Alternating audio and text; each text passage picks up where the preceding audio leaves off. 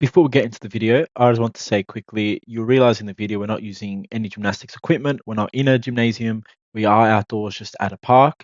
I just want to show that even in a PE setting, you can still participate in gymnastics. And now me and my friend James will show you guys how to do a cartwheel. Hello guys, so today we'll be doing some gymnastics. We're just going to start with some nice simple moves. James has done stretching before. Make sure you always stretch before any activities, whether you're running, doing gymnastics, whatever it is. Alright, so we're just going to start off with you stand just your feet shoulder length apart. Then all you're going to do, your two hands, you're going to place them at a 90-degree angle. On the floor, bend your knees if you have to. Now, unfortunately, I am injured, so I'm not able to do the cartwheel motion. So I'm going to talk James step by step on how to do it. So get back into the position that I showed you. And now, when you stand up, so now what you're going to do, you get a nice little run up. You're going to get into that motion, and you're going to bring your legs up and around. You're going to try to keep them straight as possible. On your way down, just bend them a bit. That way, when you land, you keep your center of balance. All right, you ready? As stated at the start of the video, I injured my quad, so I wasn't able to demonstrate the cartwheel. So I'm just going to talk through how James doesn't see where he can improve on it. When he's coming to the cartwheel, he's got a nice little walk up, which is good to help you with momentum. His hands aren't in line with each other. That's why he's gone a bit sideways. His elbows are just a bit bent.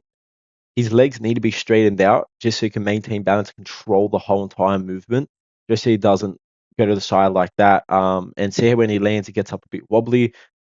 His legs need to be straightened out a bit just so he can have more balance.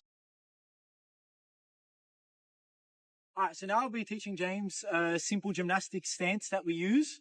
All right, James, when I say motorcycle stance, how do you interpret that? Like, what would you do if I said motorcycle stance? Maybe bracing myself from falling over, No, forward. no, not quite. Close though, but it does help you when you are falling.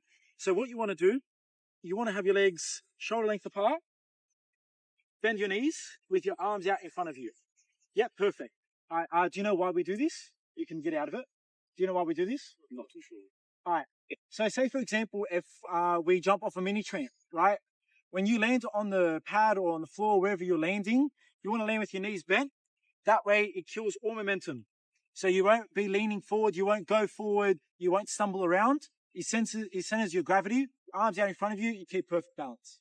All right, now we're going to be demonstrating what happens when you land with motorcycle hands and without motorcycle hands. Now, unfortunately, we don't have a mini tramp, so we are going to be jumping off the floor. All right, so James, I want you to demonstrate what will happen if you don't land with motorcycle hands.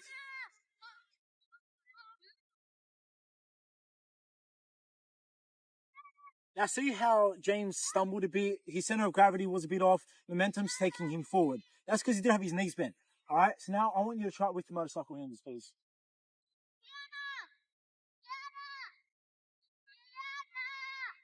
Perfect. I'm just using this white line to demonstrate how to walk on a balance beam. So when you're walking on a balance beam, you want to have one foot in front of the other.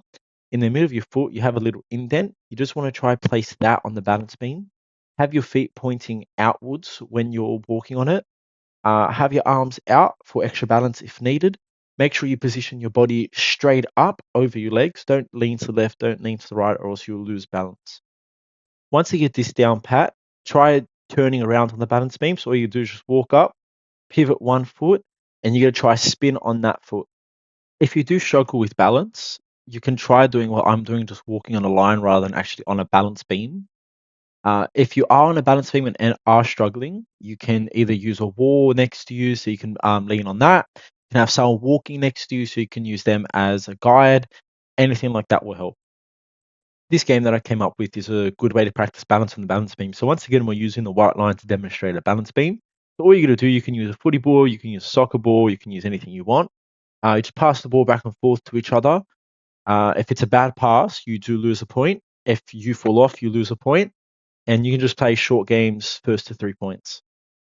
If you do have two students that are struggling with standing on the balance beam and having their balance, probably get them to do this on a white line as me and James are doing in the video, as this will just help them still be involved. If this activity is being performed on a balance beam, please have safety mats around the students. Now, this game teaches you the wheelbarrow stance. The wheelbarrow stance is very straightforward. You just get into a plank position or an anchor cat position with your back arched a little bit. Your teammate's going to hold you by the ankles as shown above. And all you're going to do, you're just going to stand in this position and play a game of like soccer kind of, but with your hands. So you're just going to try to get it past the opponent. You can do first to 3, and then you guys can swap teams. You guys can swap who's on the ankles, who's on the floor, and just keep swapping around, as it is pretty tiring when you are on the floor.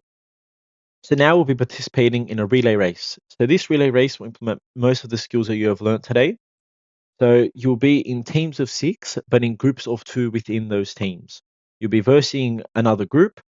So first off, you start off by walking across the balance beam, jumping off and landing in a motorcycle handle position, and then get into wheelbarrow position and dribble the ball through the markers. Once you dribble the ball through the markers, then your other 2 teammates can start, and only once you go through the cones, they can start. Once you dribble the ball across, pick up the ball, bring it back to just across from the balance beam to set up for your teammates. Make sure when you are dribbling the ball, as shown above, you do touch a minimum of 3 times. You cannot just hit the ball from your first touch over the markers. You do have to dribble it the whole entire way there. If you are doing this on balance beam, please have safety mats surrounding just in case any students do fall. They will be trying their hardest to go as fast as possible. So maybe just remind them just to slow down a bit, make sure they're practicing proper form and not just sprinting across the balance beam.